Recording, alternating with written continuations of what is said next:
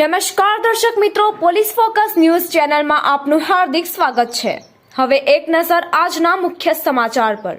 કચ્છ પંથકમાં 3 દિવસમાં સતત બીજી વખત ભૂકંપ રાપરથી 24 કિલોમીટર દૂર નોંધાયું કેન્દ્રબિંદુ। ગુજરાતના કચ્છમાં નવા વર્ષની શરૂઆતમાં ફક્ત 3 દિવસમાં આજ બીજી વાર ભૂકંપનો આંચકો નોંધાયો છે। રાપરથી લગભગ 24 કિલોમીટર દૂર ભૂકંપનું કેન્દ્રબિંદુ નોંધાયું છે। શુક્રવારે 3 જાન્યુઆરીએ સાંજે 4:16 કલાકે 2.8ની તીવ્રતાનો ભૂકંપ નોંધાયો છે। 2 દિવસ પહેલા પણ આવ્યો હતો ભૂકંપ।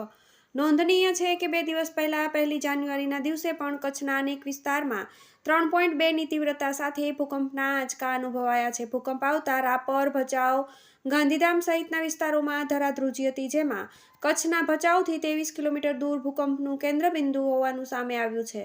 ગુજરાતમાં 2024માં ભૂકંપના કુલ 13 આંચકા નોંધાયા છે, જેમાં જાન્યુઆરીમાં 2, ફેબ્રુઆરી ઓક્ટોબરમાં 1, નવેમ્બરમાં 8, જ્યારે ડિસેમ્બરમાં અત્યાર સુધી 1 આંચકાનો સમાવેશ થાય છે, જેની સરખામણીએ ગત વર્ષે 2023માં 5, 2022માં 1 અને 2021માં 7 આંચકા નોંધાયા હતા। એક જ વર્ષમાં એક સાથે 13 આંચકા આવેલા હોય તેવું છેલ્લા 12 વર્ષમાં બન્યું નથી। મિત્રો, આવા જ અવનવા સમાચાર જાણવા માટે અમારી ચેનલને લાઈક કરો, સબસ્ક્રાઇબ કરો અને બેલ આઇકોન પર પ્રેસ કરો, જેથી અમારી ન્યૂઝની બધી જ અપડેટ આપને મળતી રહે।